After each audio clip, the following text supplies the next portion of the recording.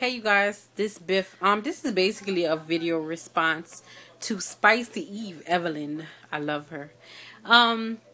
She wanted us to post a video about, natural hair salons or just salons, your horror stories in general when it comes to salons. So I would have to tell my horror story.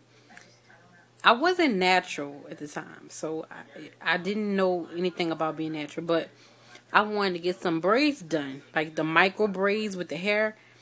I wanted to get that done, and so I found this braiding place in the phone book, because at the time I really wasn't on the internet that much. I had just started college or whatever, and I just wanted some braids because I love braids. And so, well, I wanted a micro, and so I found it, and it was like, oh, they charge $250. So I bucked my mom up to pay for them and everything like that. So I went there. It was like 9 o'clock in the morning. I went there to get my hair braided. This lady braided my hair. Now, you're supposed to have individual braids. She braided the back up. Like, braided it like I was getting cornrows in the back. But that's not the real thing. The bad part was when she braided my hair, she braided it with thread in the braids. And I was like, I didn't know if that was something that she did explain, oh, it's gonna look really good. So she braided with thread.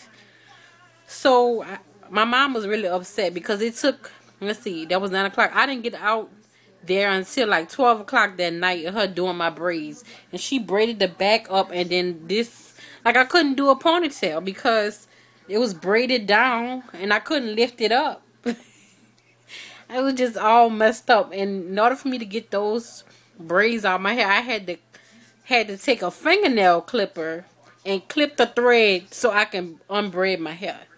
I say unbraid. Unbraid my hair from the extension.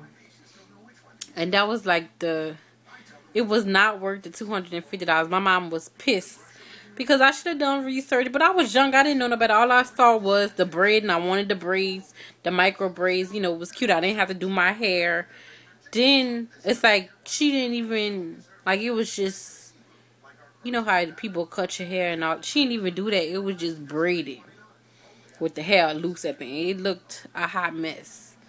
It really didn't. I kept that in my head. My mom made me keep it in my head for like a month and a half. I was still in college. I was at home or whatever, but I would never forget that. That was like one of the worst things I've done. But I've always had bad experiences with hair salons, when I was relaxed. So I don't even go to salons. I wouldn't trust anybody with my hair, because even then when my hair was relaxed, you know what? I did have a good experience with a hairdresser, and it was, I forgot the names. But it was on the West Bank of New Orleans. But she did my hair good. I must admit, I would go every Tuesday and get my hair done every other Tuesday. Yeah, I would get my hair done. So, yeah, she was a good hairstylist. But before I met her, I had bad hair experiences. I never had good experiences with hair. So I don't really trust anybody now to do my hair. I only do my own hair.